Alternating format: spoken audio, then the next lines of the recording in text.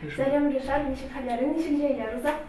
Allah'a şükür zor rahmet. Jeyler indi bir nasıl indi diye yine gastroller irterek tamamlap.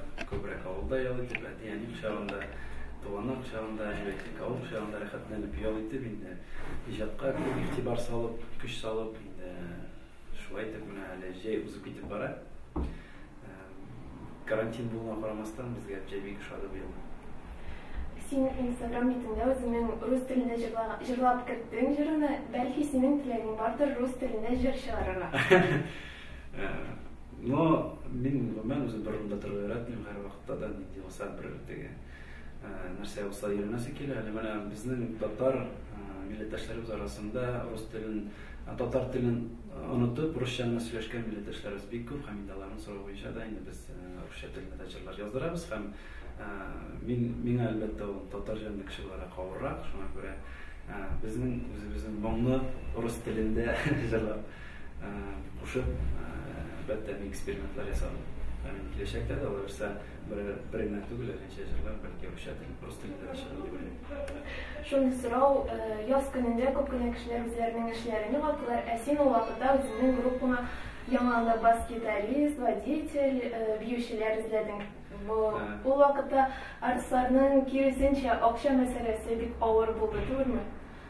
No, şuayda indi. Elbette bizim grupta 15 kişi işleyik. Hazır 15 kişi de bu koronavirüs vaktinde benim yerden benim kul astındalar indi. Benim grubu bulaşmalar için cevaplı. Maddi yapakta hem benim özümün Türküme Allah mesela bu karantinler betüge indi. Yana müzikantlar, yana teknik Armoşniklarımızın izleyip şuna göre aldanarak izlep koyup köbrek icatqa vakit bilirge tırıştım. Karantin vaktinde belki yana hüner özleştirgensindir, nerseleri bilen şuğurlandın. Ulaşınan da bu karantin vaktinde ben köbrek ilde icatlar arasında oturdum edimde. Benim yönetüm benim koleglerimde. Şurada ben bir yılına Rus dilinde icatlar karar buldum. Hatta Rus dilinde yönetüm. Alemler şu günlerde bizim daha tanışmışlarımızla bir sürprizimiz var. Başka diller dilinde jırlar şaşak. Şu üzleştiriyor degende yine Rus dilinde jırlar kara. Başka diller nindi telu mesela? Nasıl baka sır kaşığına idalam. Esin o dilini üzleştirdiğin ne demek? Karantin vaktinde. Aye, karantin vaktinde yatla bir anı balarşa jırlarga tırıştım. Ben da etik süzdegene, tildegene ştugul, hatta başka maniyası da başka türlü hem şuna göre alardan iranıp ben köp narsega irandım. Hem bizim Tatar estradasına kelgende jırlarga özünün şu yanılgılarını Tatar jırlarına kirtirge oluyor. Salat Fathattin özünün intervyusunda aytdı 500-800 kişilik zallar tuturan jırçılar fevraldan da erterek çıkmayacaklar dedi. Eğer şulay bula kalsa, nerse işlerge uyuyorsun?